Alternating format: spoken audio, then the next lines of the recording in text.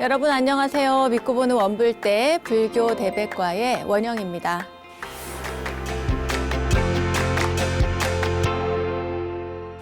꽃을 보고 기뻐하는 것보다도 꽃을 예쁘게 피워놓고 남을 기쁘게 하는 마음, 그것이 바로 자비의 마음이다. 청담 큰 스님 법어 가운데 한 구절인데요. 어떠세요? 참 아름다운 말씀이시죠? 향기로움으로 타인에게 기쁨을 주는 것이 진정한 자비의 마음씨라는 선지식의 큰 가르침이 오늘은 더 따사롭게 들려옵니다. 저도 이렇게 길을 가다가 길가에 놓인 화단을 또 자비를 들여서 아름답게 정비하는 그런 거사님을 뵌 적이 있는데요. 오며 가며 사람들 눈 좀 즐거워지라고 꽃을 심고 있어요 라며 담백하게 말씀을 하시는데 참 마음이 좋아지더라고요. 나보다는 남을 먼저 생각하는 마음, 이러한 마음들이 세상을 물들이면 참 좋겠습니다. 봄 햇살처럼 세상을 환하게 비추는 그런 마음들로요. 자, 마음을 행복으로 물들여가는 그런 시간이죠. 원영 스님의 불교 대백과에서 오늘도 참된 가르침을 찾아 떠나보겠습니다. 자, 준비되셨죠? 자, 그럼 출발해 볼게요. 여러분, 어서 모이세요.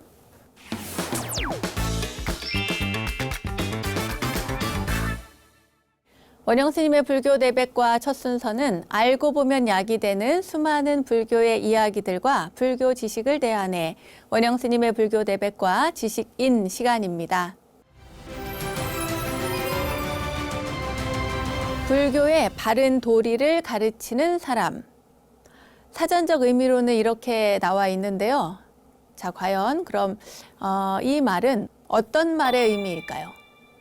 저요 정답 하고 외치시는 분들도 계실 것 같은데 정답은 맞습니다. 바로 선지식이라고 하는 단어의 사전적 의미입니다. 어린 시절부터 우리 주변에는 인생의 선지식들이 참 많았어요. 뭐 부모님, 또 선생님, 그리고 친구들도 선지식이라고 할 수 있겠죠. 삶의 바른 도리를 깨닫게 하는 모든 사람들이 바로 우리들의 선지식입니다. 그리고 빼놓을 수 없는 정말 우리 삶의 선지식, 바로 역사를 이어서 바른 깨달음을 주시는 큰 스님들이 계시죠. 자, 오늘도 큰 스님의 사자후를 엿보는 시간으로 함께 하겠습니다. 오늘 저희들이 소개해드릴 선지식은 불교 정화 운동의 선구자라 일컬어지는 바로 금오 대선사십니다.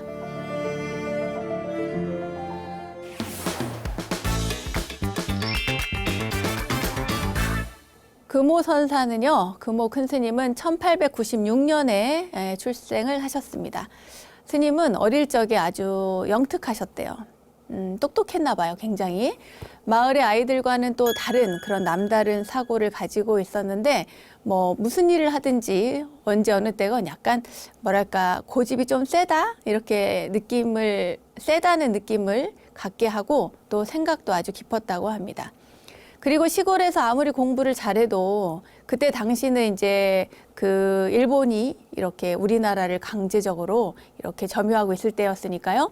조선인으로서는 나중에 크더라도 결코 출세를 보장받을 수 없다. 이런 사실을 일찍부터 알았다고 합니다. 이런 이야기가 있어요. 하루는 공부를 열심히 해야 되는데 공부를 안 한다는 이유로 형에게 혼났습니다. 매를 맞았는데 그때 이 어린 스님이 이야기하기를 아니 그까짓 거 글 공부한다고 해서 뭐 하냐고 쓸데도 없는데 이렇게 따지고 들었다는 이야기가 있습니다. 아무튼 일제강점기에 변변한 교육기관 하나 없는 그 강진의 시골 마을에서 그것도 인생의 성공을 보장받을 수 없는 조선인이 그렇게 공부를 열심히 해서 매달린다고 하는 것이 아주 탐탁지 않았던 모양이에요, 스님은. 그래서 1911년 초가을 어느 날입니다. 이거저거 따지고 고민하다가 백년사를 가게 되는데 강진의 백년사 여러분 가보셨죠? 아주 아름다운 사찰인데 그때 나이가 14살이었대요. 14살에 백년사를 갔다가 백년사에서 한 스님을 만나게 됩니다. 이 백년사의 스님께서요. 이 어린 소년에게 인생에 대한 큰 화두를 주셨다고 합니다. 그러면서 네 인생에 대해서 그 해답을 던져줄 수 있는 사람은 저기 금강산 마하연에 있는 도암선사뿐이다. 그러니 그 고승을 찾아가라. 이렇게 이야기를 했대요. 그렇게 해서 스님은 결국 가족들의 만류를 뿌리치고 떠납니다. 그때 나이가 16살 되던 해래요. 그러니까 16살에 금오 스님이 되시는 거죠. 출가를 해서. 근데 이 생각을 해보세요. 강진이 어디입니까? 저쪽 남쪽 끝이잖아요. 거기에서 그 개나리 보찜 그거 달랑 하나 메고 저기 금강산 마하연에 있는 선원까지 걸어서 갑니다. 무려 3개월이 넘게 걸리는데 16살 소년이 걸어서 석 달 열흘 만에 그곳에 가게 됩니다. 여러분 생각을 해보세요. 석 달 열흘 보통의 의지로는 가기 어렵습니다. 근데 옛날에는 출가하러 갈 때 대중교통이 있어도 그 걸어서 가시는 분들이 있었어요.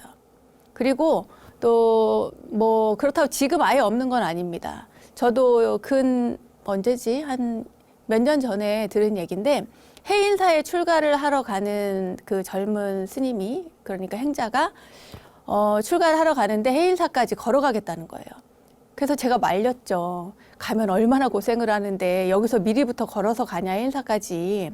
서울에서 해인사 거리가 얼만데 제가 말렸거든요.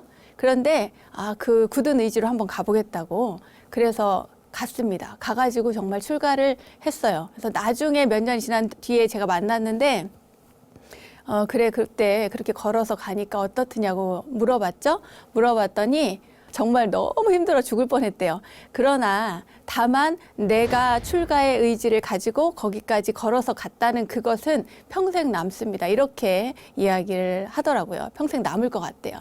아무튼 16살에 걸어서 석 달 열흘 만에 그야말로 천신만고 끝에 그 금강산 마하연에 이 금오 스님이 그러니까 행자가 도착을 합니다.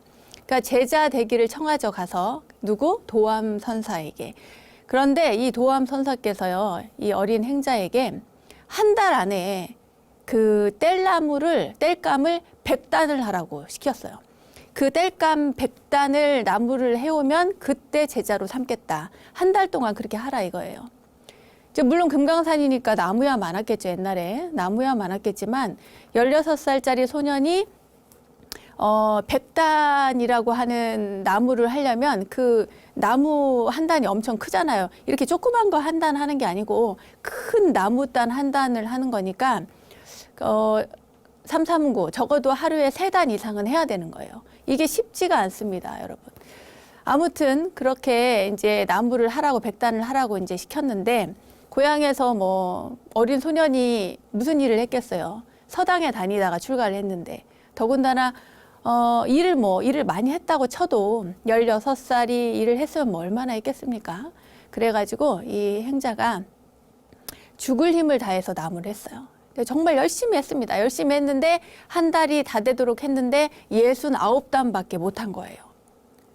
그래가지고 보통은 저 같으면 이제 더는 못하겠다 하고 포기하고 갈 텐데 이 어린 그 금오 행자는 한 단만 더 해야지. 그래서 내가 70단을 채워놓고 가야지. 기왕에 쫓겨날 때 쫓겨나더라도 70단을 채워놓고 내가 나가야지. 이렇게 생각을 하고 오밤중에 나가가지고 나무를 하다가 발을 헛디뎌서 떨어졌어요.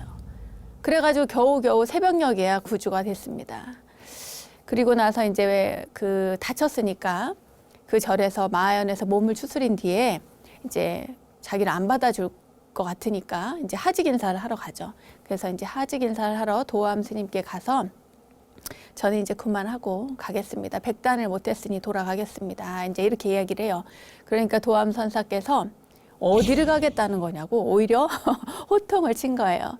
왜냐하면 그 어린 행자에게서 성실함을 봤을 것이고 그리고 의지를 봤을 거예요. 보통은 69단 하고 아직 멀었는데 그만하고 갈래 이렇게 생각할 텐데 한 단만 더 해야지 그 마음 그 한 단만 더 해야지 하는 그런 곰 같은 그런 수행 그 마음이 이 도암 선사를 감동시켰던 겁니다. 정말로 이렇게 해서요 이제 스님의 수행이 시작이 됩니다. 스승으로부터 이제 이목고라고 하는 화두를 받아서 수행 정진을 하시죠. 여러분 이목고 화두는 많이 들어보셨죠?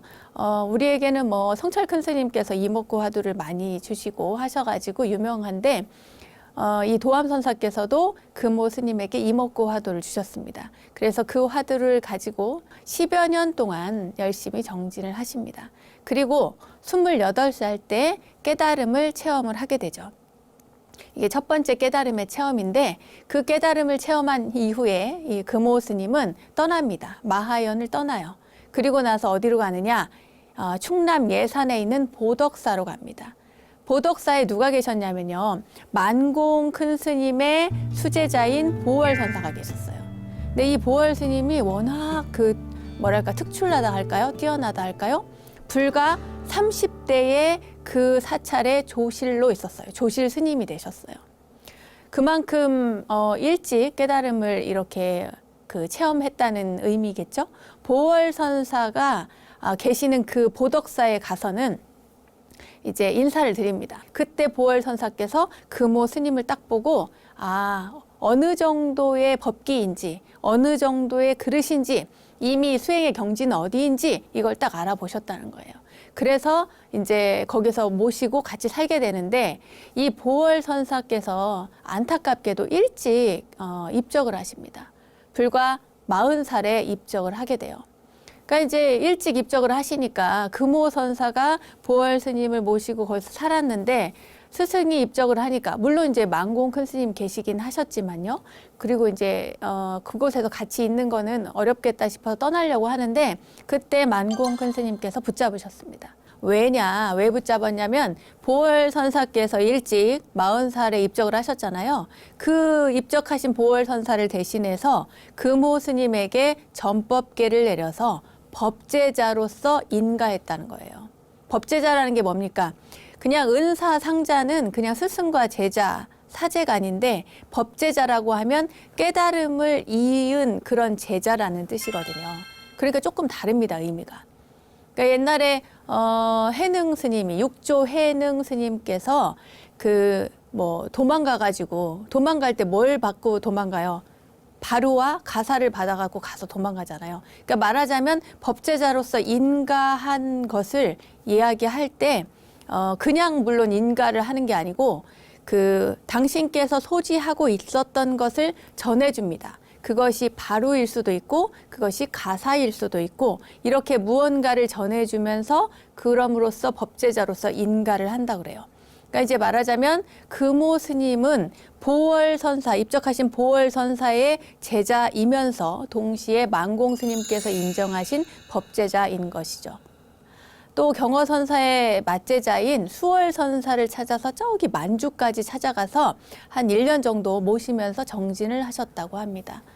이렇게 여기저기 찾아다니면서 다 수행을 하신 거예요.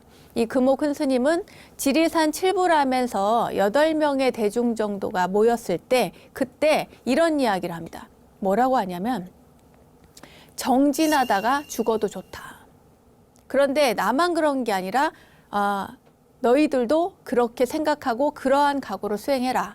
거기서 끝나지 않습니다. 뭐냐면 서약을 받습니다. 직접 각자 내가 정진하다 죽어도 좋다라고 하는 서약을 직접 본인이 쓰고 그런 다음에 용맹정진에 들어가게 됩니다. 여러분 용맹정진 이야기 많이 들어보셨죠? 근데 이 용맹정진이요, 그야말로 장난 아닙니다. 잠을 일체 자지 않고 하는 수행이거든요. 가행정진이라는 것도 있습니다. 가행정진은 하루에 한 서너 시간 잡니다. 밤 12시까지 정진하고 3시에 일어나서 또 이제 다시 수행하고 이런 것을 가행정진이라고 하고요. 선원에서 안거 기간 동안에 한 일주일 정도 잡아서 용맹정진을 하거나 또는 보름을 잡아서 가행정진을 하거나 이렇게 하거든요.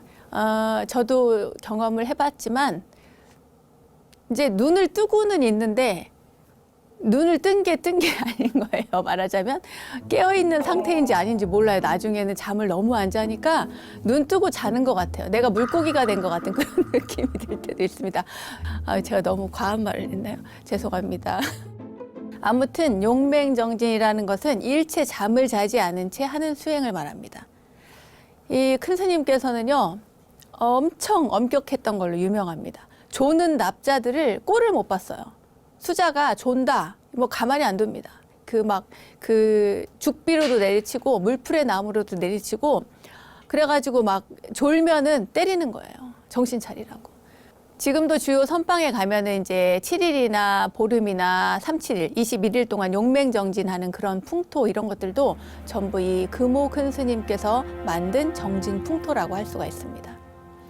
이제 이렇게 엄격한 스승 밑에서는 사실은 물론 잘 참아내고 견디면서 이겨내는 수행자들도 있지만 좀 심약한 수행자, 이 스승의 그 채찍이 무서워가지고 밤에 몰래 보찜을 싸서 도망을 가서 다른 절에서 정진을 하는 그런 분들도 있었고, 그러다가도 이제 그 나태하게 지내는 그런 거보다는 얻어맞으면서도 정신 바짝 차리고 정진해야지 하는 마음에 다시 돌아오는 제자들도 굉장히 많았다고 합니다. 이처럼 금오 선사의 업적은요 굉장히 많습니다. 또 그 가운데 또 유명한 것이 불교 정화 운동인데요. 1950년대 비구와 대처 간의 분쟁이 이렇게 일어났죠. 그때 비구승과 대처승 사이에 분쟁이 일어났을 때 1954년 정화 불교 운동이라는 게 있었는데 스님은 전국 비구승 준비위원회 추진위원장을 맡으셨어요. 그래가지고 승단을 재건해야 된다. 독신 비구승에 대한 그 승단 재건을 단호하게 결의를 다지고 의지를 보이셨습니다. 그래서 스님은 정화불사에 실패하면 무슨 명목으로 우리가 승복 차림을 하고 살 것이냐 이러면서 전국의 스님들에게 호소를 했습니다. 그리고 나서 나중에 분쟁이 다 끝나고 정화불사가 끝난 이후에 스님은 다시 본래 수행자의 모습으로 돌아가죠. 특히 스님은 전국의 선원을 돌면서 많은 후학들을 이렇게 지도를 하셨는데 월산 스님, 범행 스님, 탄성 스님, 이두 스님, 또 회정 스님, 월성 스님, 월주 스님 뭐 이런 분들, 기라성 같은 제자들이 전부 다 이 분의 지도를 받았습니다. 일제불교에 찌들어 있던 한국 불교를 전통 선불교의 반석 위에 올려놓으신 분이 바로 금오 선사십니다. 큰 스님께서는 이후에 종단의 여망에 따라서 1958년 종단 행정의 총책이라고 할 수 있죠. 행정수반, 그러니까 총무원장직을 6개월간 맡은 적이 있었습니다. 그리고 그 이후에는 대구 팔공산 동화사 조실 스님으로 계시면서 많은 제자들을 육성을 했죠. 60년대 후반에 이르러서는 이 큰 스님께서는요, 경기도 시흥에 있는 청계사에서 오랫동안 머무신 이후에 67년에는 또 저기 속리산 법주사의 조실을 맡아서 그곳에 머물게 되었습니다. 한국불교 정화운동의 주역이며 한국 가나선의 법통을 경어 만공 보월선사로부터 이어받으신 금오 선사는 1968년 10월 8일 저녁 7시 15분에 입적을 하십니다. 그때 당시의 세수는 73세셨고요. 법납은 57세셨습니다.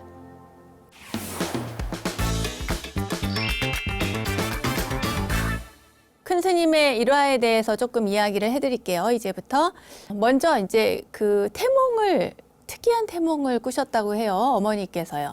금오 선사의 어머니께서 꿈을 꿨는데 풍채도 되게 좋고 용모도 말쑥한 한 노인이 나타나서 이 품속에 간직하고 있던 그릇을 내주면서 도중에 뚜껑을 열지 말고 반드시 집에 가서 열어보라고 했대요. 그러니까 뭔가 이렇게 뚜껑이 있는 함 같은 거를 이제 합 같은 걸 주셨나 봐요. 그거를 가지고 가서 집에 가서 열어보라고 한 거죠. 이제 어머니는 노인이 시키는 대로 그것을 이제 몰래 치마폭으로 싸가지고 소중하게 와서 감싸가지고 와서는 뚜껑을 이렇게 열었더니 뚜껑을 열자마자 그 속에서 하얀 하기 한 마리 튀어나오면서 막 날아오르더래요. 날아오르더니 갑자기 오색이 영롱한 어떤 동물로 변해서 다시 그 치마폭 속으로 엉금엉금 기어 들어오는 그런 꿈을 꾸고 스님을 낳았답니다. 너무 이상해서요. 어떤 이런 꿈을 꾸었지 했는데 이 어머님 보살님께서는 너무 꿈이 이상하니까 좀 걱정을 오히려 하셨던가 봐요. 좋은 꿈인데 오히려 더 두려운 마음을 가지셨나 봐요. 이제 아기가 태어났는데 태어나서 보니까 아기가 막 귀도 크고 귓불이 이렇게 늘어지고 넓어서 사람들이 보면은 모두 부처님 닮았다 했대요. 부처님, 귀도 부처님이고 턱 모양도 이렇게 부처님 턱같이 생겼다고 나중에 출가해서 스님이 되면 큰 스님이 되겠다 이런 이야기를 많이 했다고 합니다. 이제 소문이 파다하게 났었나 봐요. 이제 이게 태몽이 그랬다 이런 이야기입니다. 네. 그리고 큰 스님께서는 물론 이제 큰 스님들은 기행을 많이 하시는데 경어 큰 스님만큼은 아니더라도 금오선사께서도 그렇게 기행을 하신 분들 가운데 한 분이신데 그 기행 가운데 이런 이야기가 있습니다. 뭐냐면 거지 생활을 한 거예요. 거지들이랑 같이 생활을 하신 거예요. 큰 스님이 거린들과 함께 생활하는 것이 쉽지는 않겠죠. 그죠? 왜냐하면 알아보는 사람들도 있을 테니까. 하루는 스님께서 거지들을 찾아서 일부러 그 거지들이 사는 운막촌에 가셨습니다. 그런데 거지가 되려면 조건이 있어요. 밥도 가리지 않고 먹어야 되고, 옷은 찢어지고 막 이렇게 속살이 나와도 가리지 않아야 되고, 그리고 잠도 아무 데서나 자야 됐죠. 말하자면 이런 것들이 거지들의 조건이라고 할까요? 뭐 이런 거에 해당이 되는데 큰 스님께서는 이 생활을 하신 겁니다. 근데 소문이 나죠. 사람들이 알아볼 거 아닙니까? 큰 스님께서 거지가 돼서 떠돈다는 소문이 온 동네에 퍼지고 그러니까 이 제자들, 상자 스님들의 귀에까지 들어가게 되죠. 아니, 큰 스님께서 거지 생활이라니 하면서 이제 상자들이 이제 수소문해가지고 큰 스님을 찾아갑니다. 찾아가는데 찾아가서는 아이고 스님, 저희들을 두고 이게 웬 고생이십니까? 저희가 잘 모시겠습니다. 어서 빨리 절로 가시죠 하는데 큰 스님께서는 너희들 눈에 보기에는 내가 고생하는 것 같지만 나는 너무 편하다. 내 몸에 가진 것이라고는 아무것도 없다. 이 밥 빌어 먹는 깡통밖에 없으니까 누가 훔쳐갈 것도 없고 또 밥을 얻어먹고 사니까 싸울 것도 없고 나는 너무 편하니 너희들은 가거라. 이렇게 해서 돌려보냈다는 거예요. 제자들의 만류에도 또 큰 스님은 끝내 그 절로 돌아가지 않고 그 거린들과 함께 생활하면서 그곳에서 큰 스님은 나중에 말씀하시기를 하심하는 법을 배웠다. 이렇게 이야기를 하셨다고 그래요. 그 거지들과 함께 생활하면서 정말 아무것도 가진 것 없이 무소유의 정신으로 살 수 있었고 그리고 깨달음을 얻은 큰 스님은 다 이렇게 누구나 다 존경하고 이렇게 받들어 모시잖아요. 그런데 내가 큰 스님네 이런 게 없이 일체 모든 걸 내려놓고 거지들과 동일한 마음 상태로 하심하면서 살 수 있었다. 거기 안에서 체득을 했다고 이야기를 하셨답니다.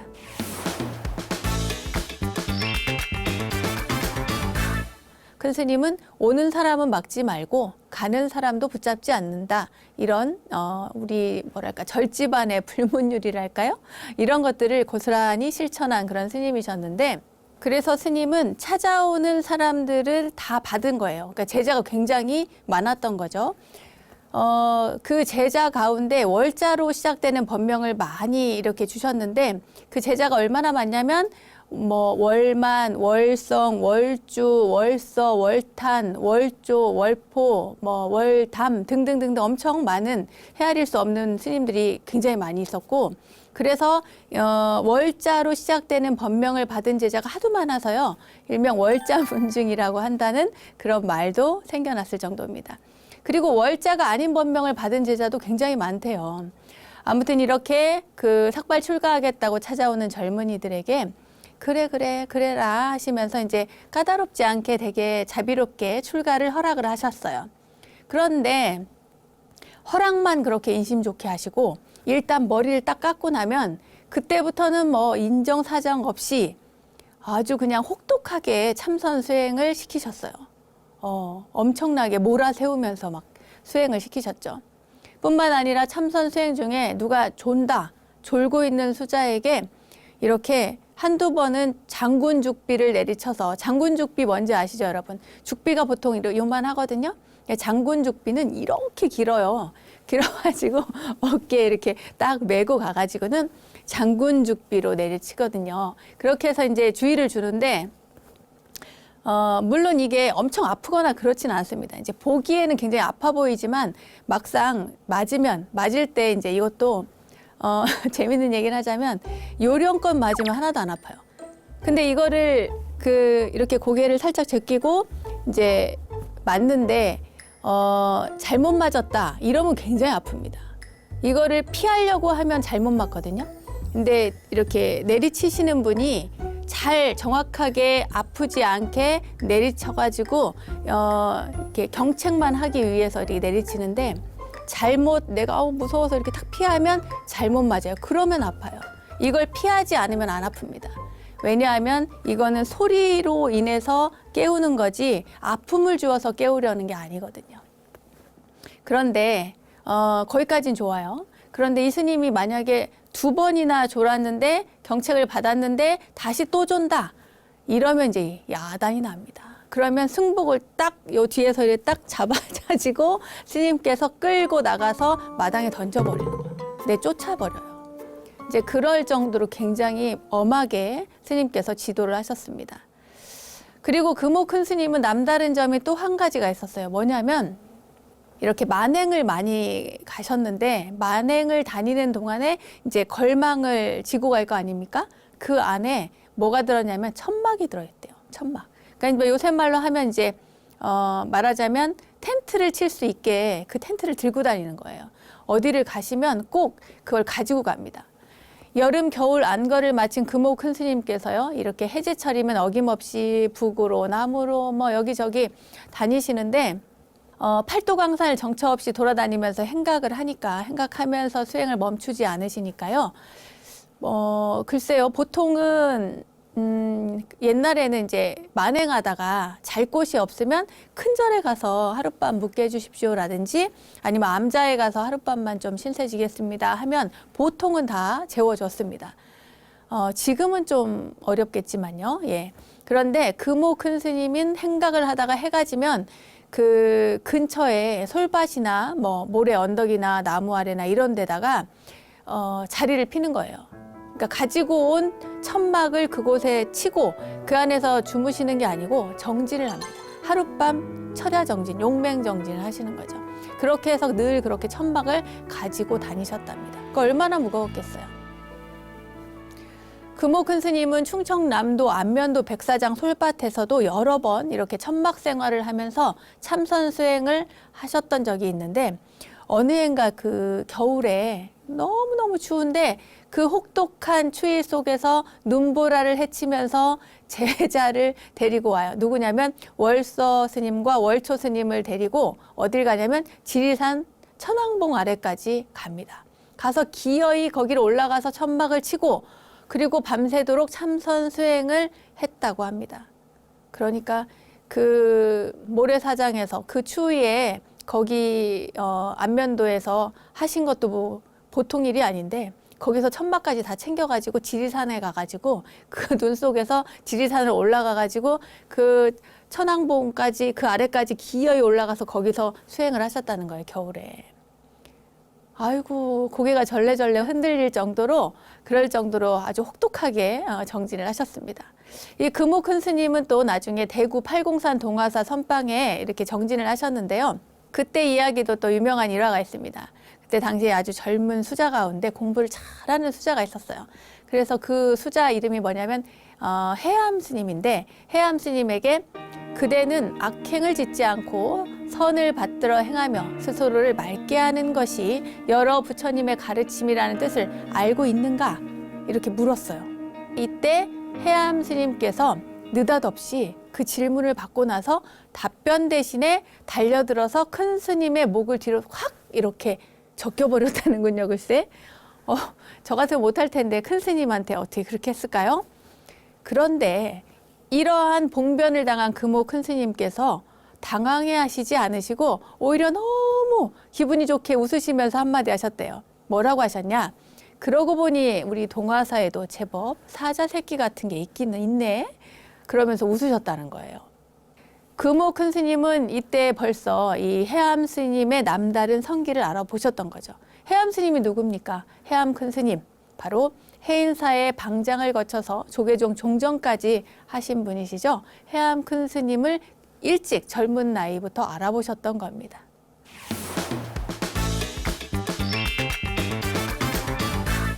금오 선사에 대한 이야기 하나만 더 해드리도록 하겠습니다. 금오 선사는 일생 동안 그야말로 이 참선 이외에는 뭐 아무것도 인정을 안 했습니다. 그리고 선지식이 있으면 그 선지식이 어디에 있든지 간에 개의치 않고 다 찾아다녔어요. 한 번은 당대 선지식으로 이름이 높았던 수월 선사를 친견하기 위해서 만주 봉천으로 가신 적이 있는데요. 만주에 가려면은 이제 압록강을 건너야 되잖아요. 압록강을 건널 때 경비병이 와가지고 그 출국하는 허가증을 달라고 그래요. 허가증을 보여달라 그래요. 그런데 스님이 뭐 일생은 수행 정진만 했는데 무슨 출국증 같은 게 있을 리가 없잖아요. 그런데 그때 스님이 그래 있지 하면서 이제 꺼내줘요. 뭘 꺼내주냐면 안거증을 꺼내준 거예요. 안거증. 출국증을 달라는데 안거증을 꺼내준 겁니다.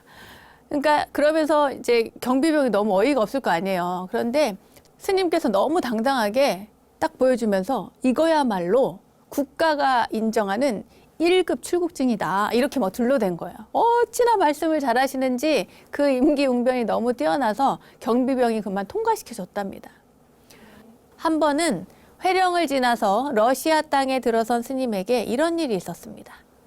마침 그 마적대 강도 살인 사건이 벌어졌는데 그때 그 피해자가 거짓 증언으로 이제 스님을 지목을 한 거예요. 그래가지고 이 스님이 잡히게 됩니다. 큰 스님께서 잡혀가지고 감옥에 가게 되는데 물론 이제 며칠 후에 진범이 잡히긴 했어요. 그런데 풀어주질 않는 거예요. 감옥에 갇혔는데 그때 이제 감옥에 같이 있던 한 조선인이 아이고 러시아 사람들이 아마 감옥에서 안 내보내줄 거라고 다 이제 그 피해자의 보복이 두려워서 풀어주지도 않고 그럴 거라고 이제 이야기를 한 거예요. 그러니까 이제 스님은 가부좌를 딱 틀고 그때부터 관세음보살님을 염하기 시작한 거예요. 관세음보살. 관세음보살님 계속 염송을 합니다. 그런데 그렇게 딱 3일이 됐는데 3일째 되던 날 밤에 꿈에 어떤 사람이 딱 나타나요. 꿈인지 이제 기도 중이었으니까 비몽사몽간이겠죠. 누가 나타나더니 갑자기 감방에 이렇게 새창살이 있을 거 아닙니까? 새창살을 딱 뽑아요. 뽑고는 미소를 씩 짓는 그런 거를 이제 본 거예요. 꿈인지 뭔지 비몽사몽간에. 그러고 나서 스님께서 기도를 하다 번쩍 일어나가지고 그 자리에서 가가지고는 쇠창살을 딱 손으로 뽑습니다. 아니 이게 웬일이에요. 근데 손으로 딱 뽑았는데 그게 뽑히더래요. 그래가지고 그걸 뽑고 그리고 무사히 감방을 나오는데 나오다 보니까 문지기들이 다 자느라고 몰라. 그래서 스님이 무사히 그 감옥에서 나올 수 있었답니다. 기도의 가피로 탈옥을 하셨다는.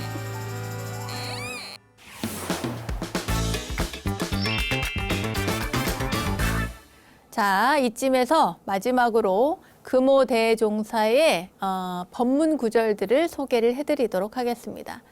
큰 스님께서 이런 구절을 남기셨습니다. 깨달음을 등지고 티끌과 부합하여 악도에 들어간다면 육도를 왕래하여 온갖 고통의 씨앗을 받으며 쉴 겨를이 없으리라. 뭔가 이렇게 와닿지 않습니까? 내가 정진을 정말 열심히 해야 되겠구나 이런 생각이 탁 들기도 하고 또 한편으로는 이렇게 대충 살면 안 되겠다 이런 생각이 또 들기도 합니다. 왜냐하면 육도를 돌면서 온갖 고통의 씨앗을 받으며 이렇게 계속 살 수는 없잖아요. 우리가 뭔가는 조금이라도 끊어내야 되는데 과연 어떻게 끊어낼 것인가 이제 각자의 노력에 따라 달라지겠죠. 큰 선생님께서 이런 말씀을 하셨습니다. 또 이런 구절도 있습니다. 이 몸은 생로병사의 근본이며 온갖 괴로움의 근본이되 부처님 법은 사람의 생명으로 배우지 않을 수 없으며 닥지 않을 수 없도다. 이런 이야기가 있습니다. 예전에도 뭐 저희가 불교 교리 관련해서 여러분들께 말씀드릴 때 이 육신이 바로 생로병사의 근본이라는 것 그리고 또 오온 때문에 모든 일들이 일어난다는 것 이것에 대해서 말씀을 많이 해드렸죠. 사실은 육신이 없으면은 우리가 괴로울 게 없습니다. 별로. 이 육신으로 인해서 일어나는 것들이 너무 많아요. 육신이 있으니까 아프고 육신이 있으니까 괴롭고 모든 것들이 이 육신에서 일어나는 거죠. 이 육신 물론 이 육신 안에는 정신까지 다 포함을 해서 이 뇌까지 다 포함해서 안입이 설신이 이 모든 것들이 있어서 우리가 고통도 받고 또 악업도 짓고 물론 선업을 지을 수 있는 것도 바로 이 육신이 있기 때문입니다. 그러니까 인간의 몸으로 태어나서 우리가 부처님 법에 따라서 수행하고 정진하고 뿐만 아니라 좋은 업, 선한 업을 짓고 자비심을 베풀면서 무중생과 함께 살아갈 수 있는 것 이것이 바로 우리가 불교를 믿는 가장 근본적인 이유가 아닐까 이런 생각이 듭니다. 불교 지식을 내 안에 원불대 지식인 시간, 오늘은 근현대 고승들의 이야기 큰 스님의 향기라는 주제로 세 번째 시간을 함께 했는데요. 오늘은 금오대선사의 이야기를 전해드렸습니다. 항상 자기를 낮추는 마음인 이 하심을 강조하면서 평생을 참선으로 일관했던 진정한 수행자, 한국 현대 불교의 수많은 동량을 길러낸 법의 어머니로 불리는 금오 큰 스님의 향기는 우리들에게도 영원히 기억될 것입니다. 자, 불교 지식을 내 안에 원불대 지식인, 오늘은 여기까지 하겠습니다.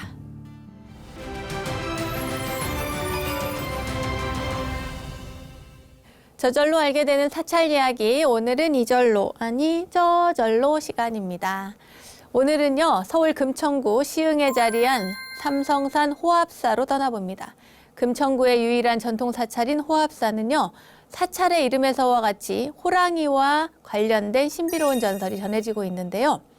조선 개국과 더불어서 한양에 궁궐을 지을 때 그때 풍수적으로 가장 위협이 된 게 바로 관악산의 불기운과 삼성산의 호랑이 기운이었다고 합니다.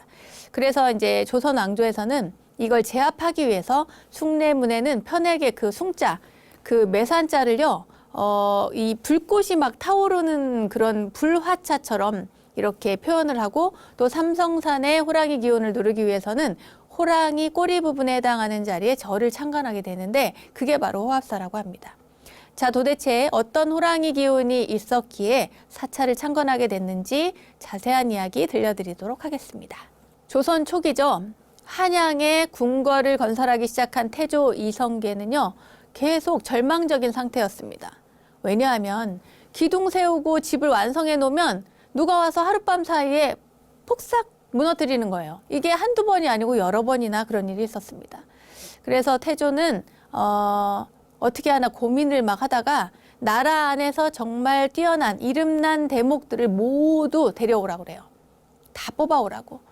그래서 이제 왕이 신하에게 이렇게 명을 내리니까 전국 방방곡곡에서 유명한 장인이란 장인은 그냥 다 모인 거예요. 이제 한양에 이제 궁궐 짓는 곳으로 다 모였는데, 근데 그 사람들이 모여서 다 지어도 소용이 없습니다. 뭐 지어놓기만 하면은 무너지고 지어놓기만 하면 무너지는 거예요. 그러니까 태조가 이제 막 화가 나는 거죠. 우라가 치밀어서 하루는 대목장을 딱 부릅니다. 불러서 닥달을 하는 거예요. 그런데 이 대목장이 이제 하소연을 하는 거예요. 아니, 그게 기둥을 세우고 건물을 완성만 시키면 밤새 그만 누가 어떻게 하는지 무너진다는 거예요. 열심히 해도 아무리 잘해도 무너진다는 거예요. 오히려 일꾼들이 이 궁궐 짓는 일을 두려워한다고 합니다. 왜냐하면 열심히 해놨는데 무너지니까 이건 무슨 문제가 있다. 그래가지고 왜 사람들이 그 나무배다가 잘못되면 그 나무 안 건드리잖아요. 그런 것처럼 그 건물 짓다가 자꾸 다치면 그 건물 안 짓습니다. 보통 뭐 절집에서 쓰는 말인지 잘 모르겠습니다. 동티 났다고 하는데 동티 났다는 말 들어보셨어요? 몰라. 이러면 너무 전문 용어를 썼구나. 심지어는 저희 장인들과 일꾼들이 일을 끝내고 집에 돌아가서 잠자리에 들면 한결같이 꿈에 무서운 호랑이가 나타나서 잡아먹을 듯이 으르렁거리면서 달려든다는 거예요. 목수들이 그래서 다들 도망갈 생각만 하고 있다는 거죠. 이 이야기를 왕에게, 태조 이성계에게 합니다. 그러니까 이성계가 화가 나가지고 도망가는 놈은 다 죽일 거라고 이렇게 협박을 해요. 그래서 장인들이 안 되겠다 싶어가지고 도대체 무슨 일인가, 밤에 그러면은 다 지어놓고 한번 지켜보자. 왜 무너지는지. 이렇게 하고 이제 지킵니다. 그랬더니 밤에 호랑이 같이 생긴 괴물이 나타나가지고 벽과 기둥을 모조리 부숴버리는 거예요. 그래서 그거를 태조 이성계에게 고합니다. 그 사실을 알고는 이성계가 직접 그 장군들을 데리고 나타나요. 궁궐타에 와 보니까 진짜 밤에 호랑이 모습의 괴물이 나타나가지고 이 건축 중인 건물을, 궁궐을 막 어지럽히면서 부수고 때려 부수고 하는 거예요. 그 이성계가 화를 쏘라고 명을 내리죠. 그 괴물을 잡으려고. 근데 이제 화살을 비오도 쏴도 소용이 없는 거예요. 괴물한테는 아무 지장이 없어. 못 이깁니다. 그래가지고 이제 이성계가 한탄을 하죠. 아마 한양은 내가 이곳에 도읍을 정할 곳이 아닌가 보다. 한양은 내가 도읍을 정할 곳이 아닌가 보다. 이렇게 생각을 하면서 이제 한탄을 하고 고민을 해요. 그런데 고민할 때 한 노인이 나타나서 방법을 알려줍니다. 저기 한강 남쪽 산 봉우리가 보입니까? 이렇게 물어요. 그래서 이제 이성계가 이렇게 멀리 이렇게 쳐다보니까 산이 보이는데 깜짝 놀라게도 그 산의 모습이 그 궁궐을 해치던 그 호랑이 모습이랑 똑같은 거예요. 이제 너무 놀라죠.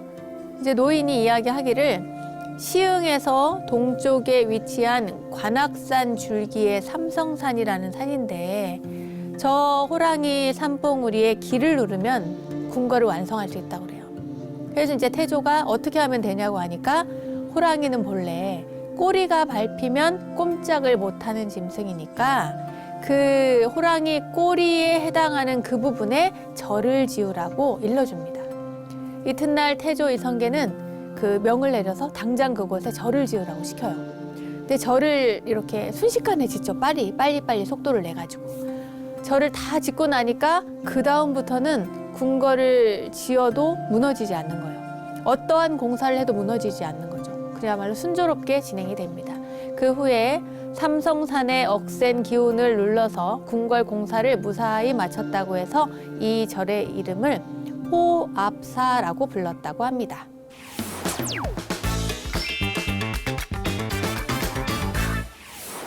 원영 스님의 불교 대백과 오늘도 즐거운 시간 되셨나요? 세상의 모든 불교 이야기를 모아서 전해드리고 있는 원영 스님의 불교 대백과 오늘은 근현대 고승들의 이야기 큰 스님의 향기라는 주제로 금오 큰 스님의 이야기를 전해드렸고요. 금천구 시흥에 자리한 호압사의 전설까지 전해드렸습니다. 알매 지혜가 가득한 시간 원불대 오늘은 여기까지입니다. 다음 원불대 이야기들도 여러분 기대해 주시고요. 저는 여기서 인사드릴게요. 믿음직한 원불대, 믿고 보는 원불대 다음 시간도 잊지 마세요.